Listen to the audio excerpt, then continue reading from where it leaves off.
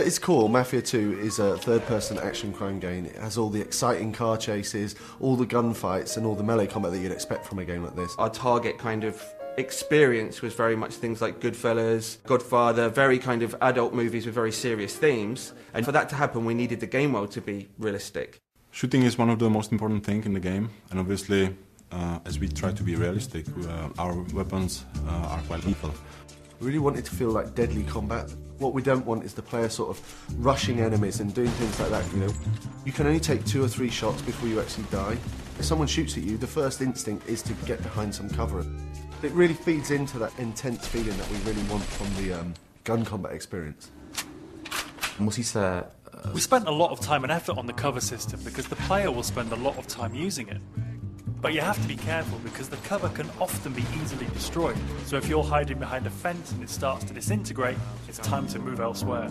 This destructibility was a big thing for us. We wanted to fill the whole city with a massive number of destructible objects, so the player felt that they could pretty much destroy anything. The player can use a wide range of weapons, from pistols to submachine guns. Of course, we had to include the classic Tommy gun that everyone knows from the Mafia movies. We do massive explosions from different stuff, like vehicles can be exploded. We have some Molotov cocktails, they'll sort of set fire to the gasoline as it falls on the floor. And all these different things are things that you'd sort of expect from the 40s and 50s weaponry.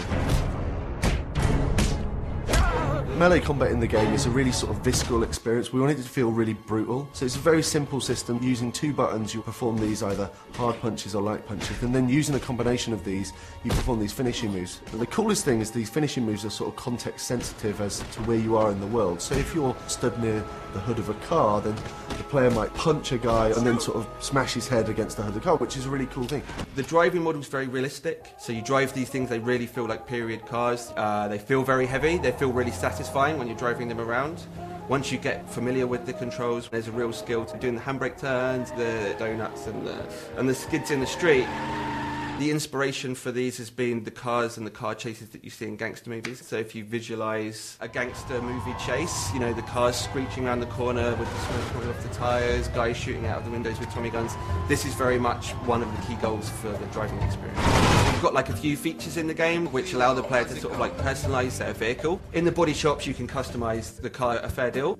You choose the car that you like the best. You know, I'm going to choose to take this car on the mission because it's better than every other car in the city.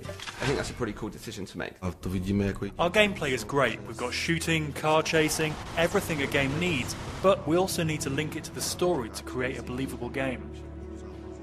We needed to move away from some of the more arcadey conventions that you see in other open world games and focus more on a realistic experience for the player, so the player behaves like a Mafia gangster.